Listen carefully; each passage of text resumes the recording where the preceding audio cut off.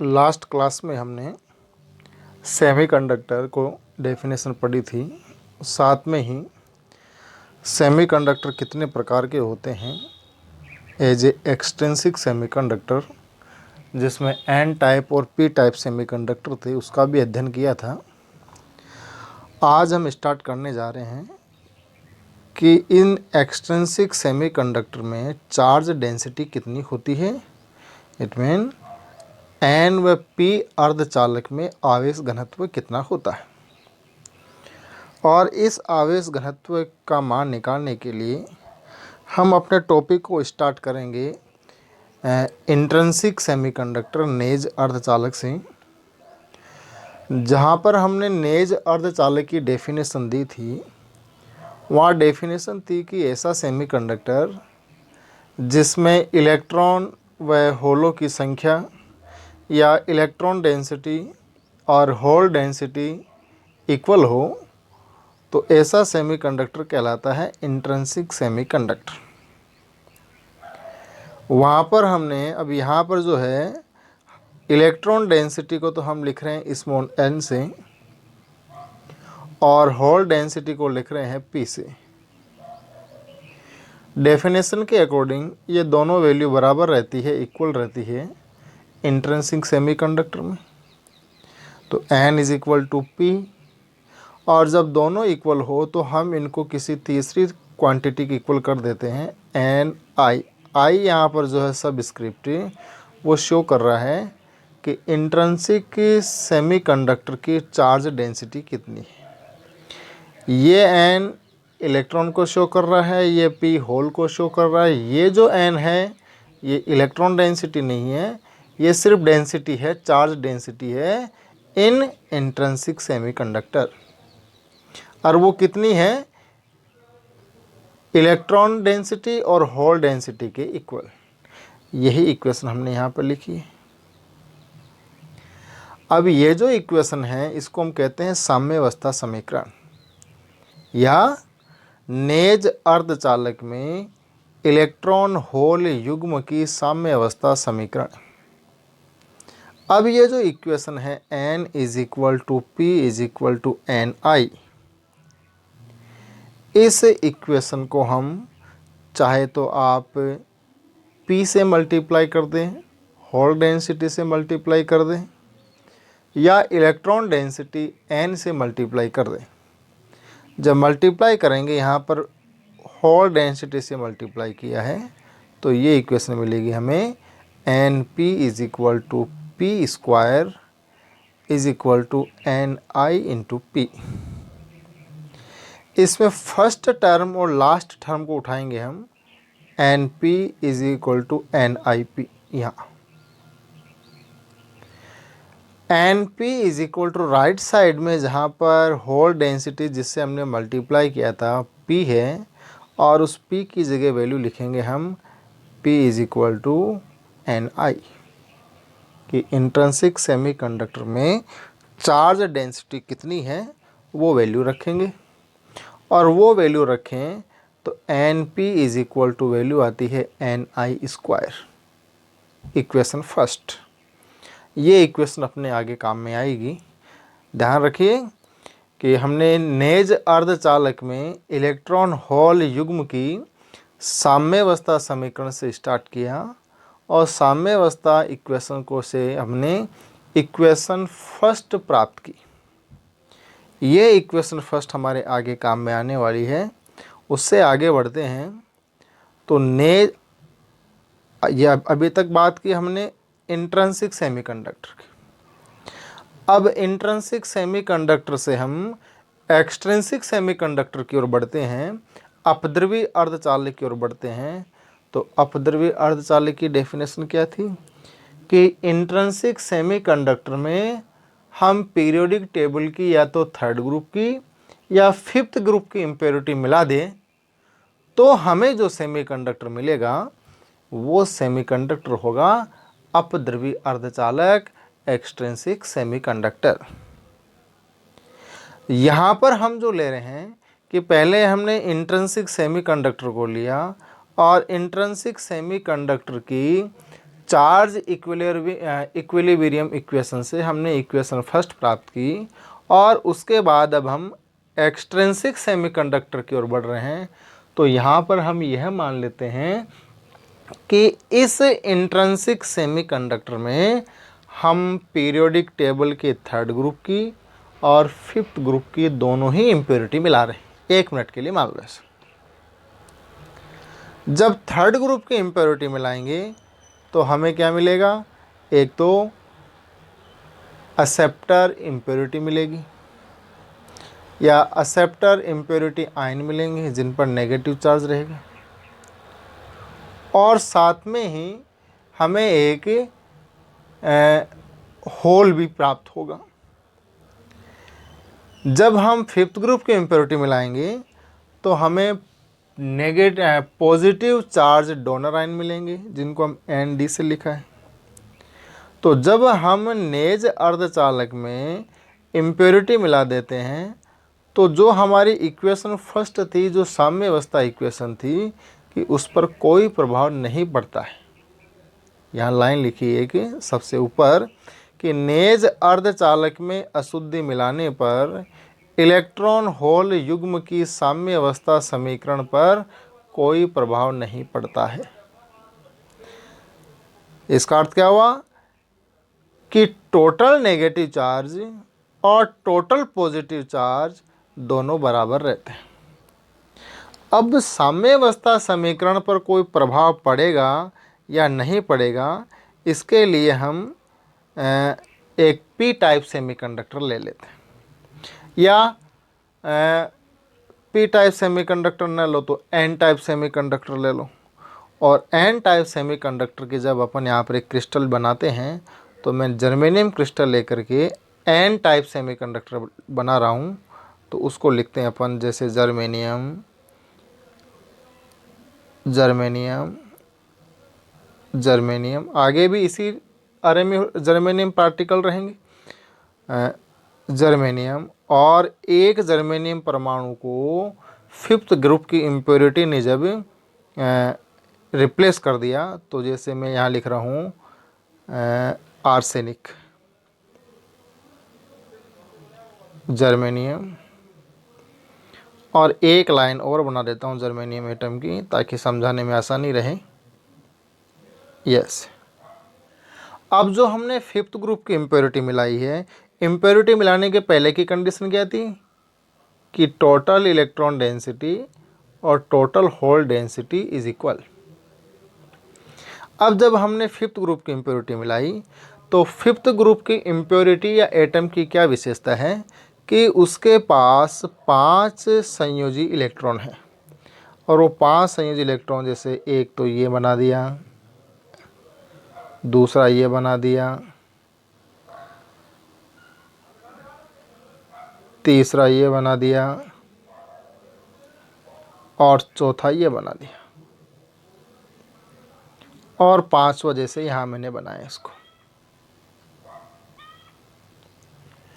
अब इस इम्प्योरिटी के जो 4 इलेक्ट्रॉन हैं, उन 4 इलेक्ट्रॉनों से तो निकटतम 4 जर्मेनियम परमाणुओं ने साझा कर लिया, सेकेंड, थर्ड और फोर्थ। 4 इलेक्ट्रॉनों ने साझा इसलिए किया क्योंकि आर्सेनिक के निकटतम सिर्फ 4 ही जर्मेनियम परमाणु हैं। अब आर्सेनिक के पास एक इलेक्ट्रॉन 5वां ऐसा बच गया जिससे साझा करने के लिए निकटतम कोई जर्मेनियम परमाणु नहीं है। अब ये जो 5वां इलेक्ट्रॉन है, ये रूम टेम्परेचर पर एनर्जी ग्रहण करके यहाँ से रिलीव होगा। तो जैसे मैं इसको ऐसे तीर का निशान से बन रहा हूँ कि ये इलेक्ट्रॉन मिला, और जो जहाँ से रिलीव हुआ वहाँ पर हमें एक होल मिलेगा, इलेक्ट्रॉन वैकेंसी। अब ये जो होल मिला है, ये होल नहीं, ये ध्यान रखिएगा, मैं सिर्फ यही कह रहा हूँ कि यहाँ से आर्सेनिक ने हमको एक इलेक्ट्रॉन डोनेट किया है, और वो इलेक्ट्रॉन ये है। अब डोनेट किसने किया है? वो आर्सेनिक ने किया है। डोनेट किसने किया है? आर्सेनिक ने किया है, तो आर्सेनिक के पास चार्ज कौन सा रहेगा, पॉजिटिव चार्ज बन जाएगा यहाँ पर। क्लियर। तो जब हमने आर्सेनिक एटम नहीं मिलाया था, इम्प्योरिटी नहीं मिलाया था, तो हमारे पास कंडीशन थी कि N is equal to P। और जब हमने एक इम्प्योरिटी के रूप में आर्सेनिक एटम को इसमें मिला दिया है, तो हमें मिला क्या, एक तो इलेक्ट्रॉन मिला जो रिलीव होके गया, और आर्सेनिक के ऊपर पॉजिटिव चार्ज मिला।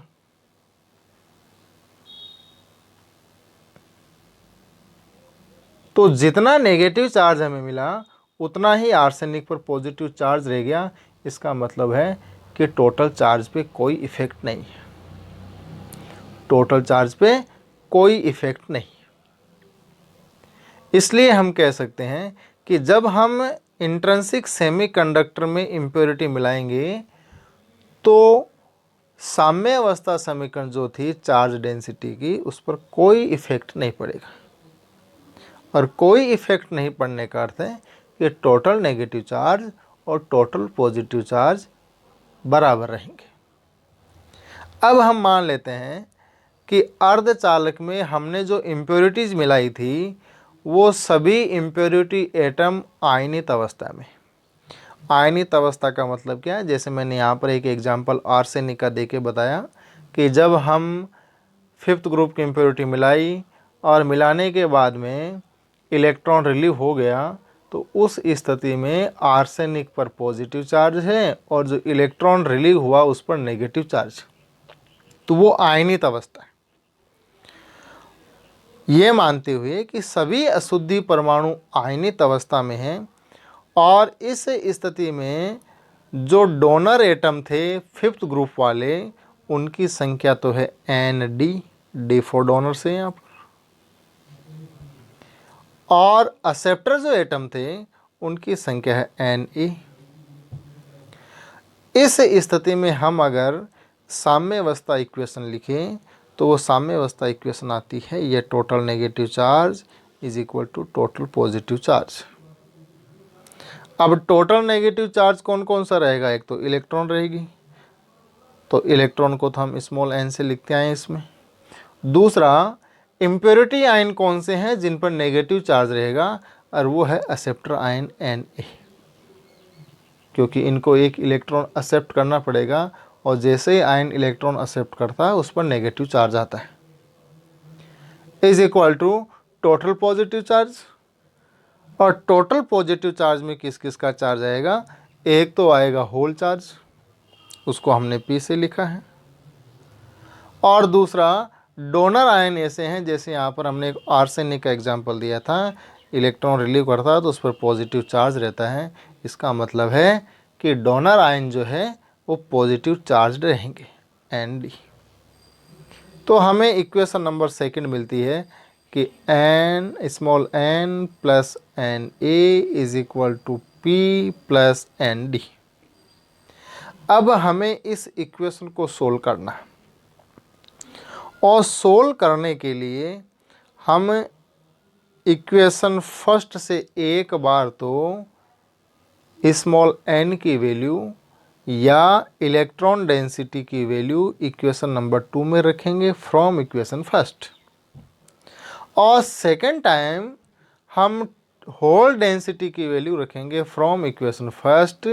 तो then we get equation number 2 and equation number 4। तो पहले हम ले लेते हैं कि हमने इक्वेशन फर्स्ट से इलेक्ट्रॉन डेंसिटी की वैल्यू रखी है इक्वेशन नंबर 2 में।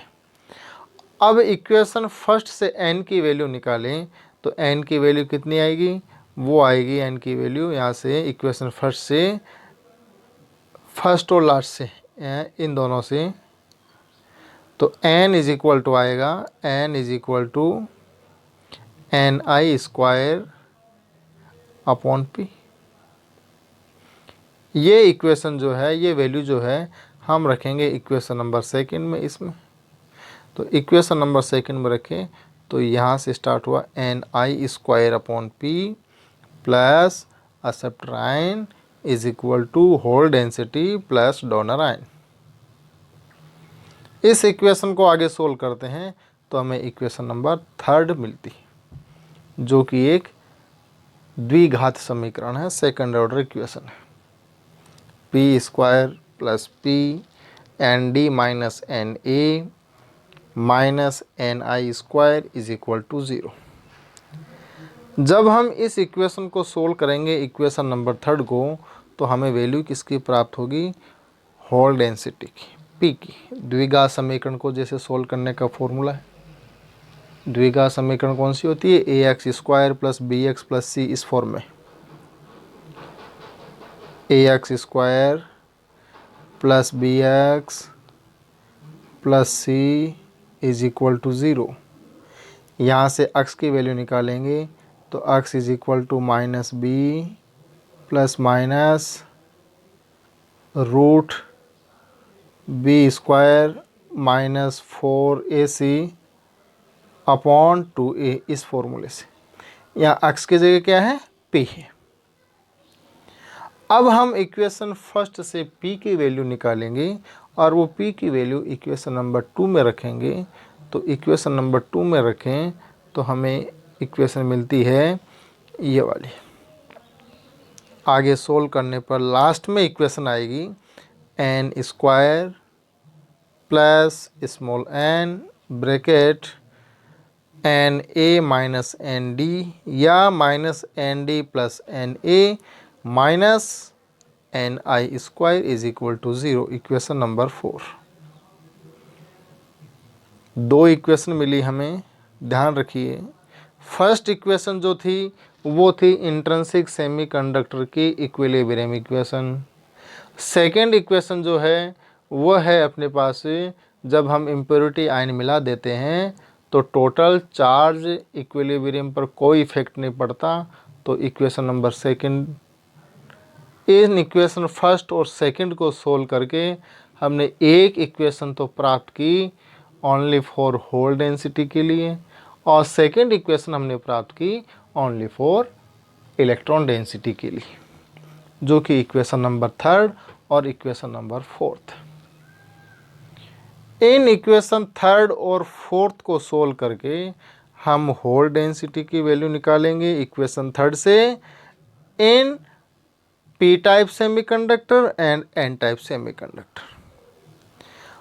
और इसी प्रकार से इक्वेशन 4 को सोल्व करके हम इलेक्ट्रॉन डेंसिटी की वैल्यू निकालेंगे in P type semiconductor and then N type semiconductor. तो जब इन इक्वेशन 3 और 4 को सोल्व करते हैं द्विघात समीकरण के फॉर्मूले से, तो इनकी जो वैल्यू आती है वो वैल्यू आती है इक्वेशन नंबर 5 और इक्वेशन नंबर 6।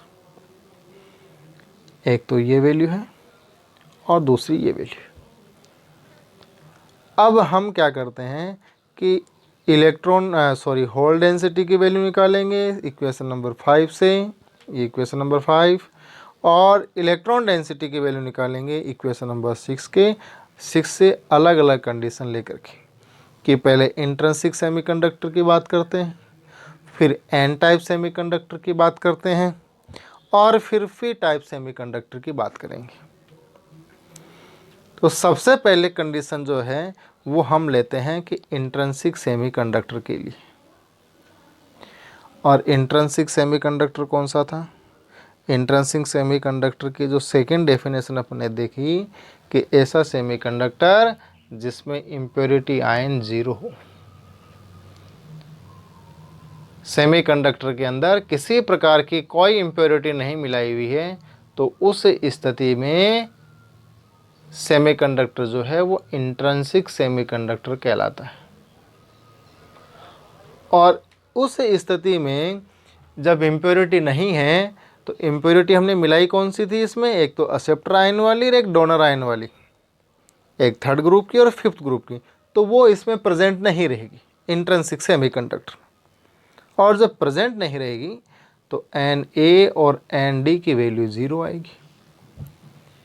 ये जब एक्सेप्टर आयन और डोनर आयन की वैल्यू 0 है, इन 0 वैल्यू को हम इक्वेशन नंबर 5 और 6 में रखते हैं। पहले 5 में रखें तो जहाँ जहाँ एन ए और एन डी है वहाँ 0 कर दूँ, तो हमें वैल्यू मिलती है P is equal to equation 5 से कि P is equal to Ni। और इक्वेशन नंबर 6 में भी जहाँ डोनर आयन और एक्सेप्टर आयन है वहाँ पर भी इनकी वैल्यू 0 रख दूँ तो वैल्यू आती है N is equal to Ni। Result क्या आया कि N और P इक्वल किसके हैं, Ni के। ये जो,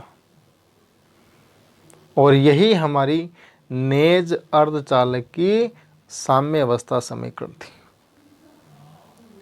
अब आगे बढ़ें, सेकंड कंडीशन लेते हैं अपन N अर्धचालक के लिए कि जो सेमीकंडक्टर है वो N टाइप है।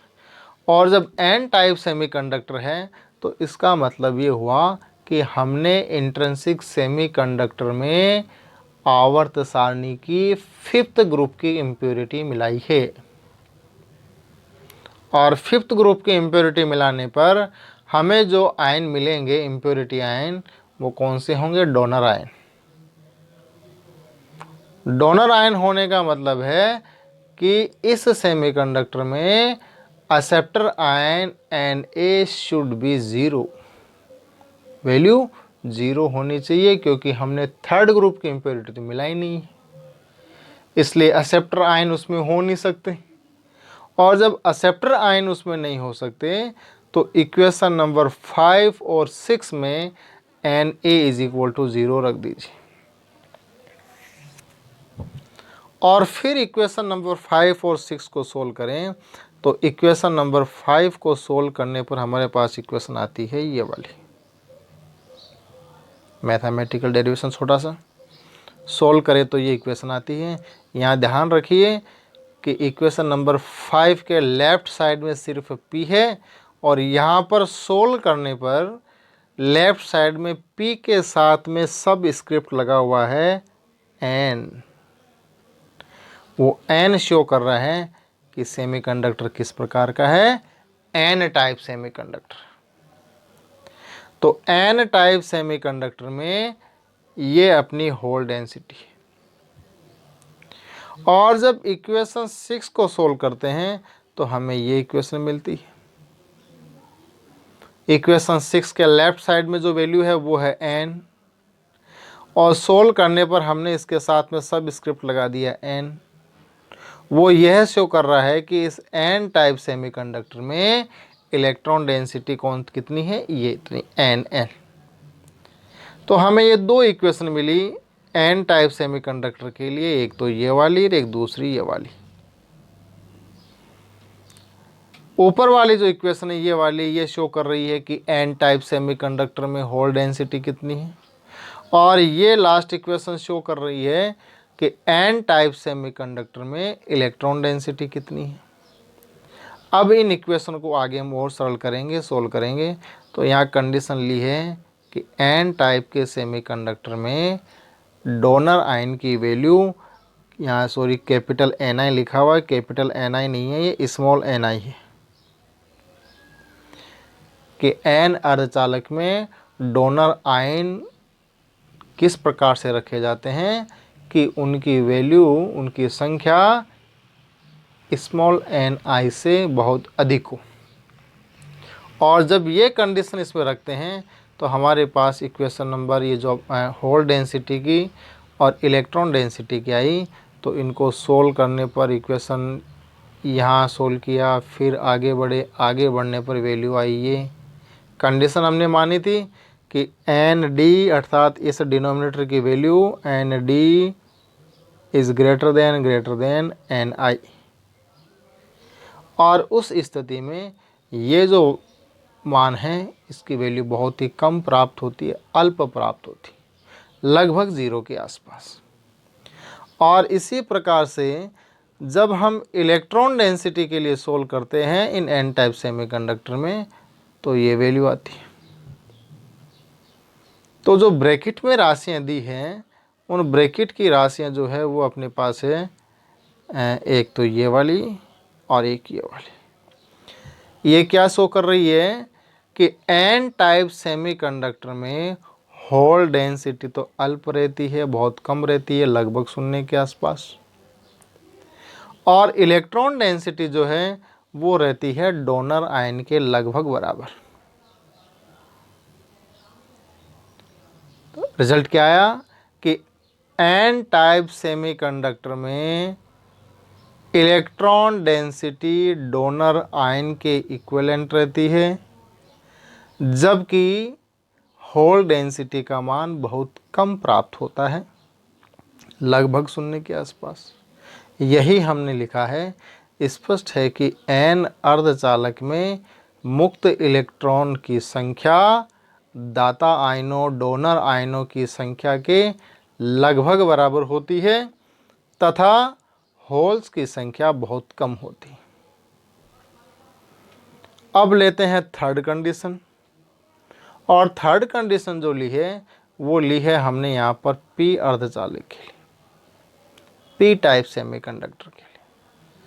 और पी टाइप सेमीकंडक्टर हमें कब मिलता है, जबकि हम पीरियोडिक टेबल की थर्ड ग्रुप की इम्प्योरिटी हम इंट्रिंसिक सेमीकंडक्टर में मिलाते हैं।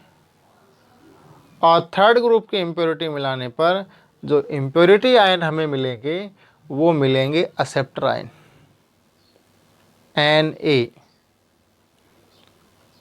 Na। और एक्सेप्टर आयन मिलने का मतलब है कि इस पी टाइप सेमीकंडक्टर में डोनर आयन की वैल्यू 0 रहेगी, वो सेमीकंडक्टर में प्रेजेंट नहीं रहेंगे, उनके अनुपस्थित रहेंगे। N D is equal to 0। और जब N D is equal to 0 है तो जैसे हमने इक्वेशन नंबर लिया है लास्ट में, कौन सा ये 5th और 6, तो इक्वेशन नंबर 5th और 6 में एन डी की वैल्यू 0 रखो, और एन डी की वैल्यू 0 रखने पर जो इक्वेशन हमें मिलती है वो इक्वेशन मिलती है एक तो ये वाली। इक्वेशन नंबर 5 में सोल्व करने पर N D is equal to 0, ये इक्वेशन मिली। आगे इसको हमने सोल्व किया, सोल्व करने पर नेक्स्ट जो इक्वेशन आती है, सॉरी वहीं तक सोल्व किया, फिर उसके बाद में इक्वेशन नंबर 6 को सोल्व किया N D is equal to 0 रख करके, तो हमें इक्वेशन ये मिली। फिर जैसे हमने पी टाइप सेमीकंडक्टर में लिखा था कि पी टाइप सेमीकंडक्टर में डोनर आयन एन डी का मान इस प्रकार से रखा जाता है कि एन डी का मान एन आई से बहुत अधिक हो। ठीक उसी प्रकार से पी टाइप सेमीकंडक्टर में भी इन एक्सेप्टर आयन की वैल्यू इस प्रकार रखी जाती है, इस प्रकार रखी जाती है कि एन आई का मान एन ए की तुलना में बहुत कम हो, या एन ए का मान एन आई की तुलना में बहुत अधिक हो। और उस स्थिति में जब इन इक्वेशन को सोल्व करते हैं तो एक तो ये इक्वेशन वैल्यू आती है। यहाँ सब स्क्रिप्ट पी लगा हुआ है, वो सब स्क्रिप्ट पी का मतलब है पी टाइप सेमीकंडक्टर। और पी टाइप सेमीकंडक्टर में होल डेंसिटी हमें मिलती है एक्सेप्टर आयन के तुल्य। और electron density in P type semiconductor निकाले तो इक्वेशन को सोल्व करने पर लास्ट में इक्वेशन मिलती है ये वाली, N P is equal to N I square upon N A. इन दोनों इससे स्पष्ट है जो ब्रैकेट में वैल्यू रखी है कि पी टाइप सेमीकंडक्टर में होल डेंसिटी जो है वो एक्सेप्टर आयन के तुल्य है, और पी टाइप सेमीकंडक्टर में इलेक्ट्रॉन डेंसिटी की वैल्यू बहुत कम रहती है, लगभग 0 के बराबर। तो इस प्रकार से हमने चार्ज इक्विलिब्रियम कंडीशन से प्रारंभ करके लास्ट में हमने निकाला कि हमें एन टाइप सेमीकंडक्टर और पी टाइप सेमीकंडक्टर में चार्ज डेंसिटी कैसी होती है। और सोल्व करने पर ज्ञात हुआ कि एन टाइप सेमीकंडक्टर में इलेक्ट्रॉन डेंसिटी डोनर आयन के इक्विवेलेंट रहती है, और पी टाइप सेमीकंडक्टर में होल डेंसिटी एक्सेप्टर आयन के इक्विवेलेंट रहती है। साथ ही पी टाइप सेमीकंडक्टर में इलेक्ट्रॉन डेंसिटी का मान बहुत अल्प प्राप्त होता है और पी टाइप सेमीकंडक्टर में इलेक्ट्रॉन डेंसिटी की वैल्यू बहुत कम प्राप्त होती है। अर्थात पी प्रकार के सेमीकंडक्टर में हमें सिर्फ होल डेंसिटी मिलेगी और वो किसके तुल्य मिलेगी? एक्सेप्टर आयन के तुल्य। और एन टाइप सेमीकंडक्टर में हमें इलेक्ट्रॉन डेंसिटी मिलेगी और वो डोनर आयन के तुल्य मिलेगी। बाकी की जो वैल्यू रह गई, जिस प्रकार का हमने सेमीकंडक्टर लिया है उसके विपरीत जो डेंसिटी है, जैसे पी टाइप के सेमीकंडक्टर में इलेक्ट्रॉन डेंसिटी और एन टाइप के सेमीकंडक्टर में होल डेंसिटी, उसकी वैल्यू बहुत कम प्राप्त होती है, अल्प प्राप्त होती है, जिसको हम नेगलेक्ट कर देते हैं। तो ये तो हमारी हुई इलेक्ट्रॉन डेंसिटी और hole density in N type and P type semiconductor. Next topic जो है वो है अपवाह द्वारा चालन, और इस टॉपिक को हम अब नेक्स्ट क्लास में लेंगे।